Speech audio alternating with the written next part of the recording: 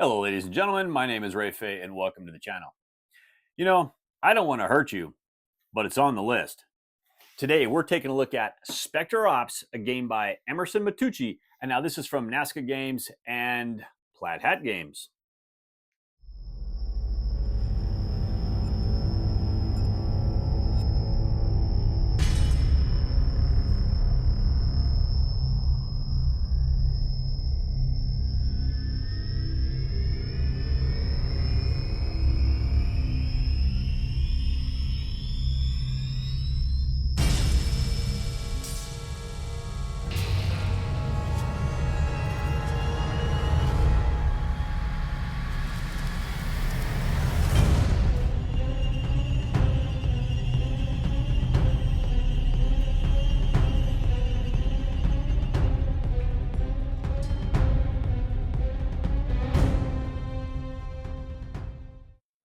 In Specter Ops, 2 to 5 players are going to be in a kind of like a little head-to-head battle. One player is going to play the agents, everybody else is going to play the hunters. The agent's going to try to sneak around, he's got to complete 3 different objectives and try to escape with the information they get.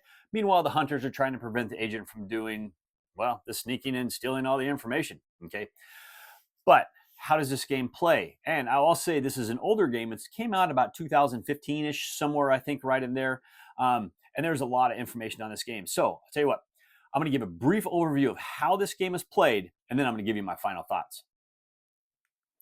So to play the game, the first thing you have to do is set it up. So unfold the board, put it in the middle of the table, and now you have to decide who's going to play the agent and who's going to play the hunters. All right, whoever's going to play the agent, all right, they're going to take their pad and they're going to take all of the agent cards. And they're going to figure out which one they want to play, put it upside down in front of them. Now, I'm going to set up the game or explain how to set up the game based on a 3-player game, 1 agent and 2 hunters. There's rules for 4 and 5 players in the back of the book, and I'll let you experience those ones or read through those and how the changes of that going to be on your own. But in a 3-player game, then the agent's going to take 3 separate cards, and these are going to be their special ability cards, and they're going to put those face down in front of them as well. They're going to take the pad, and on the pad, they're going to notice there's 4 different areas in that pad. They're going to have the 1, 2, 3, 4, and they're going to have 6 locations inside of each one with pips on it from a dice. You're going to roll the dice for each one, and you're going to color in which one it's going to be. Okay, now you're going to take your markers and you're going to put them on the board based on those same colored areas. And now all the hunters are going to know the 4 locations you need to go to complete your objectives. Now, as the agent, all you have to do is complete 3 of the 4. You don't have to do all 4, just complete 3 of the 4, and then you got to escape out the top of the map through the little arrow locations. The hunters, meanwhile, they're going to start in the car. The car is going to be on a certain location. I believe it's K17. And now the car tile is going to be off to the side. So that 1 token that's on the board, it's going to be associated to the car. All right. Now the hunters are going to be in the car. They're going to be in that 1 location. And the game's pretty much ready to go. Now the hunters are going to figure out which of the 4 hunter characters are going to play. And of course, they're going to have, their card. And each one of their cards is going to have a special ability. Make sure that the agent knows all the hunter special abilities and make sure the hunters know each other's special abilities. After that, you're good to go. Now the agent's going to make his first turn. So he's actually going to start up at the very center top of the board, okay, right in the middle of the road. And he is going to get 4 movement points. Now to move in this game, you can move orthogonally or diagonal. So you can just move straight diagonal as long as you want. You just can't go through solid objects, okay? But you don't have to move all of that. So what you're going to do is you're going to be on your notepad and you're going to draw a line where you're going to go and then put a little circle where you're going to end and then write that location off to the side. Now you do have your 3 cards, all right? If you use any of those cards, just write the initials of those cards down on the side of where you were, and then you're either going to turn that card sideways saying that it's spent and it can't be used again in this game, or you're going to flip it over. The card tells you which one of those you have to do. Use those cards wisely because, like I said, you start off the game with those 3, you get no more, and sometimes you really need them in a pinch. Okay, so hold on to them and use them wisely. All right, so that's what's going to happen. The agent's going to figure out where he's going to go. He's going to mark it down, and then it's going to be the hunter's turn. Now, the hunters, what they're going to be able to do is they're going to start in the car, and they can do one of a few things. Any hunter inside of the car is going to be able to use the car's ability. Okay, and if you use the car's ability, you cannot move the car that turn, or else you can't use it. And that's kind of a little radar. It's basically signaling out saying, hey, where are you? Now, based on the token and based on where the hunter actually or the agent actually is in the game, the agent's going to tell you I'm either directly north, directly south, east, or west. And that's if you're orthogonally to that token. But if you're to the sides of that at all, then you're either in one of the quadrants, northeast, northwest, southeast, southwest. Okay, you just tell them where they're at. All right. At that point, the hunters can take their move. Now, to get in and out of the car, it will end your movement. You have to have a movement point to get into the car, but to get out of the car, once you do that, that just ends your movement and you sit there. But you can move the car. The car can move up to 10 spaces on a turn, can even move diagonal as well. All right.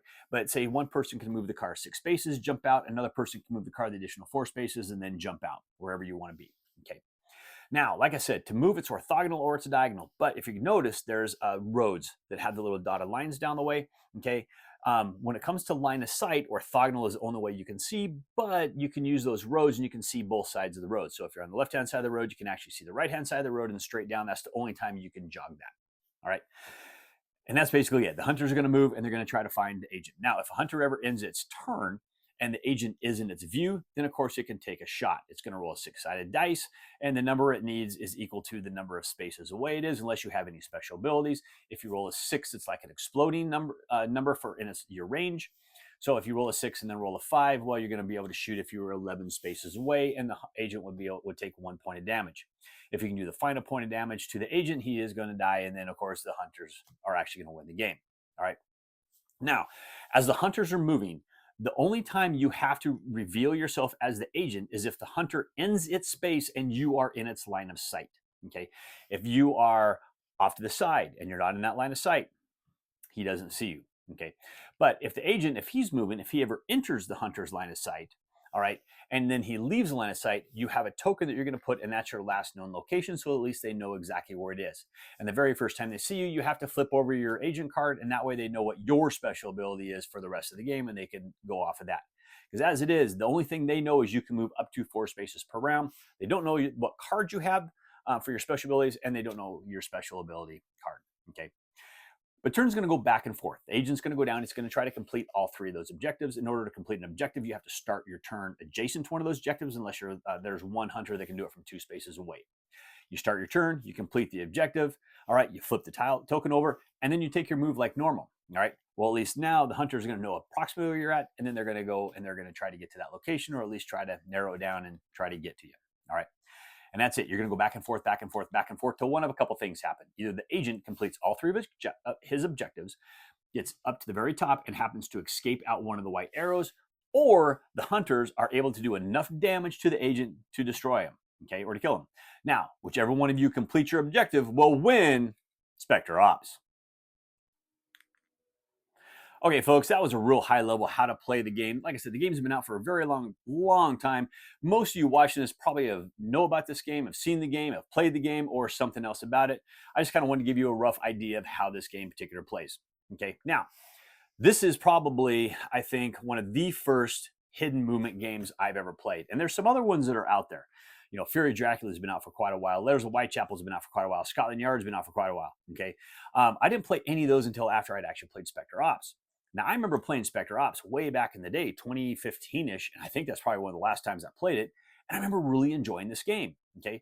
But I've been playing a lot of other types of games, Sniper Elite, Metal Gear, and even, I can't even, there's another one I can't even think of right now, Stalker, okay?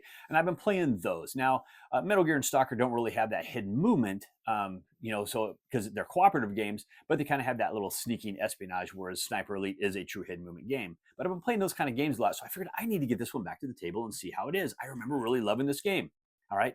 So I got my friends over, we sat down, we played it, and then we were all kind of, we're really bored with the game, okay? I thought the game was better than what I remember, okay? I remember playing this game. I played it with my family, and I just remember really enjoying this game. And I think one of the reasons why I enjoyed it so much is just because the fact that it was one of the first hidden movement games that I've ever played. And it was just kind of the newness of it, and it was just really fun and really enjoyable. All right. Now, the game itself really isn't that bad. I mean, there's a lot of thinking that you have to do. Okay, so I'm not saying it's a horrible game, but there's a lot of thinking you really have to do. That agent has to be very careful on how he uses his cards. You got to use your cards at the right time, and you got to make sure you don't make any mistakes, because that was one of the problems I had as agents. I kept making mistakes, so then I have to use a card. So then towards the end of the game, I don't have any cards to use. Okay, and then, well, they just kind of tracked me down. So it's one of those, you have to try to figure out how to lure people away. Now, if the hunters are really good at the puzzly aspect of games of trying to find you based on different aspects that are going on, it makes it even that much harder for the agents, because there are some people that are better at these games than others. And the group that I played with, they're phenomenal at these kind of games. So trying to get around them is really tough. I remember making it to all three of my objectives. I just couldn't get out, but I needed a couple more cards, and I didn't just have them because I had to use them because I made mistakes earlier on, and I even made mistakes theoretically in the order that I did my objectives. All right, but the game's good and the game's bad in a few different ways. Okay, so what do I really like about this game? I like the movement aspect of this game. I like the hiddenness of this game. I like the fact that you don't really know where the agent's going to go. Okay, you don't know if the agent's going to move his full bank of 4 spaces. All right, now this is where the agent has to be very careful. Okay, is because the car has that little radar where it can kind of detect the quadrant you're in. But as the agent, if you only move a couple spaces, he can't detect your movement. So you have 40 rounds to complete this game. In case you have to get out before the 40th round. But if you don't, if you only move like 2 spaces, 2 spaces, 2 spaces, it's going to be really, really hard to get in and out in time. As a matter of fact, I don't think you can actually do it based on how you have to wiggle down and everything else. Okay. So you have to be kind of careful there. Sometimes you have to move your full. Sometimes you kind of have to circle back and around. Sometimes you just kind of have to crawl. It just all depends on what the hunters are doing. The nice thing is if you have multiple hunters in play, you can listen to them talk back and forth, how they're going to deal with things, and then you can kind of do your stuff based on that. Okay. Try to surprise them or do different things that's going to throw them off is basically the key. All right. So I think that's actually really cool. And that's probably my favorite thing is just trying to figure out that puzzle of how to get through. Now, one of the things about this game that I noticed, and this is where the game kind of was very stale on some of us, is there's a couple locations, especially early on, or if you know about approximately where the agent's going to be, is if you're playing the hunter, you're just going to park yourself in a road where you can see almost as far north as you can, or as far east or west as you can, and another guy may be taking up another spot where he's going to get the rest. Okay, that way they can try to pinpoint your area that you're in or figure out about where you're at. All right. And so several rounds may go by where the hunters just don't do anything. They just kind of stand in one spot or move 2 spaces, kind of inch around. All right, just get a little closer to this area. So I know that if you go this direction, if you cross my path, okay, I know where you're going to be.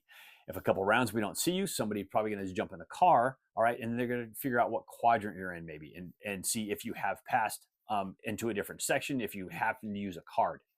Because the thing with this game is, as the agent, if you don't use one of your cards and you're looking down a road and you know they're in a quadrant and you can see both sections every way out of that quadrant and they don't use a card, you know they've never left that quadrant. There's no way they can without revealing who they are. So it's easy to tell when you may need to start doing other things based on whether they use cards or not. And in a 3-player game, you only get those 3 cards. Once those cards are gone, then it's easy to tell. Once you know a quadrant they're in and the section they're in, and you're just doing nothing but looking down all those pathways, it's easy to tell if they ever leave that area or not. So to try to triangulate into there is relatively simple. Okay, and that's where this game gets its downfall. Is the hunters, some of their turns are just very They just stand there, they don't do anything, and they just kind of get real bored. The agent, he's sometimes taking a little bit of extra time because he's got to figure out how in the world he's going to get around all those people, how he's going to be able to use his card. So there's that downtime for the hunters. The hunters' turns are usually a little bit faster. Sometimes they're talking about things while the agent's trying to take his turn or whatever. But for the most part, they're waiting to see if, well, okay, did he reveal himself? Once the agent reveals himself, everybody runs kind of those locations, and then they look and see which ways they can kind of see if you've gone by. So I found that the sneaking wasn't quite as good. All right, there's other games that do it so much better. Sniper Elite does it a ton better. Fury of Dracula does it pretty good, but Fury of Dracula is a great game. I just find it to be, if you're Dracula, you can either make the game really long and really slow and almost really boring, or you can go do stuff you don't necessarily have to do to kind of make the game more exciting. So I've got my pros and cons on Fury of Dracula, and I really should play that one and review that one again sometime. And then Letters of Whitechapel, I have the game. It's a very good game. I just haven't had a chance to play it, but that's one that's on my radar, and I do want to try to get that one played sooner or later. So Specter Ops, what do I think about it?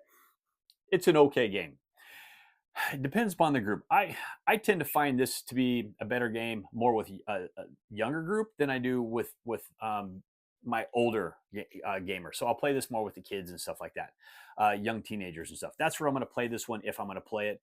But honestly, with the other games I have out there anymore, even though it's an okay game, I don't think this one's actually going to stay in my collection. Well, thank you once again for joining me today. As always, I please ask you to like this video on YouTube, on Board Game Geek, on Facebook, or even on X. Please leave me a comment on any one of those platforms. I'll get to those comments just as soon as I can. And also, folks, if you like the videos I do here, if you haven't done so already, I humbly ask you to click on that subscription button and even click on the bell and be notified when I drop new videos.